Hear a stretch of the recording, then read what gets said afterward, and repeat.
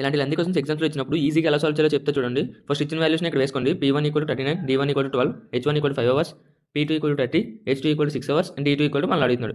ఇక్కడ P1, D1, H1 అంటే ఏం కాదు, అక్కడ ఇచ్చిన వాల్యూస్ని number of persons, number of days and number of hours. First ఇచ్చిన వాల్యూస్ అవి. సో ఇప్పుడు సెకండ్ టైం కూడా ఇచ్చారు చూడండి. Number of persons P2, number of hours H2 and number of days D2. So ఇక్కడ ఫార్ములా ఏంటంటే P1, H1, D1 = P2, H2, D2.